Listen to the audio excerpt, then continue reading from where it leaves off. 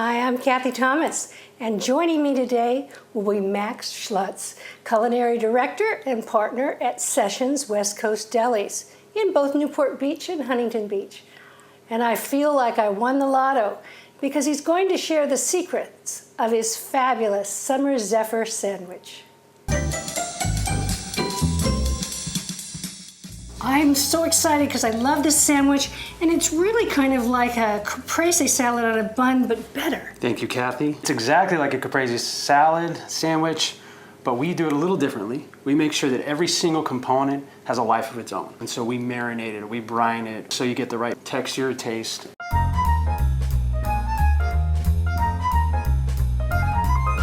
First thing we're going to do is make a vinegar base, all equal parts, rice wine vinegar, cider vinegar, water, and sugar. Bring it to a boil. As soon as you see that boil, you kill it and you're ready to go.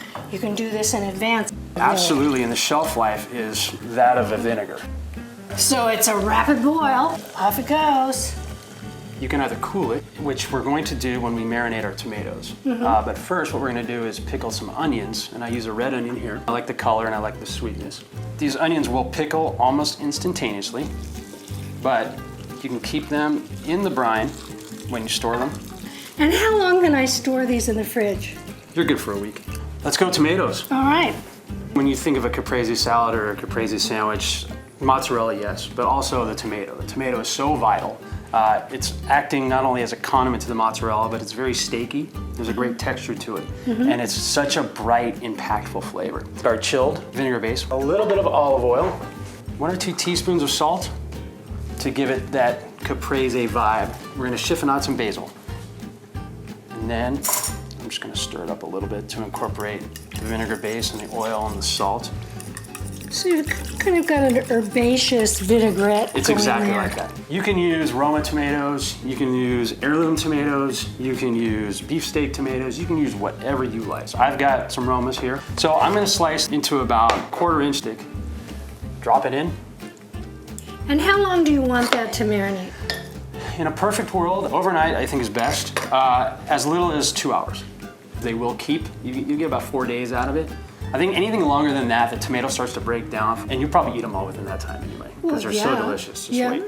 Basil Aioli. I like to give it a little head start. Got it. Smash it up a little bit, and literally throw in some basil, throw in the mayonnaise. I'm gonna pulse it about 4 times, okay? All right.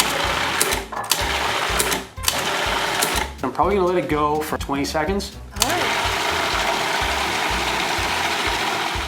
We need to talk about the bread.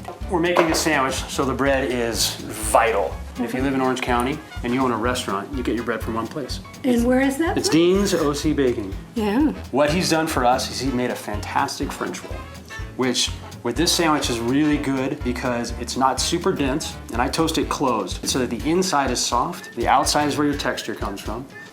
No need for a pan, just throw it right on the grate. Okay. Final component is a little bit of arugula. Here it's fantastic because it's peppery and it's bright. You know, the texture holds up, you get crunch out of it. So the arugula gets dressed with some olive oil? Just a little bit of olive oil, and the last thing I do with all of my salads is a little bit of salt on the greens. I think I do it before I dress it with dressings. I think it just brightens it up and it makes the dressing pop, and we're gonna build. All right, let's build it. Let's have some fun. The beautiful French roll. You hear that? Yeah. Basil aioli. I do it on both sides. Fresh mozzarella. I layer about 4. I do the cheese first because the tomatoes have, quite a bit of moisture in them, and I think it helps protect the bread. As much as I want the bread to soak in all the great flavors, tomatoes aren't great year-round, but these marinated tomatoes are great year-round. Right. Here come the onions. Okay, now this is the bright factor that we were talking about. This is what cuts through the fattiness of the aioli, the cheese. It marries perfectly with tomato, which have just, again, the same little acidity. Our arugula, I go high. I go big with it. You know, I like that. All right? Instead of doing a balsamic vinaigrette, we take a balsamic reduction. And I'd like to introduce you to my girlfriend. Yes. The Summer Zephyr. Whether you're a vegetarian or a carnivore. Yep. This is the sandwich. It's totally the sandwich. Thank you, Max. Thank you. I really appreciate it. I had a great time. Here's a quick tip from Melissa's, classic but updated. Here's a lightened up version of a tuna melt. And you want to start with some beautiful rustic whole wheat bread. And then you want to toast it off, just on one side.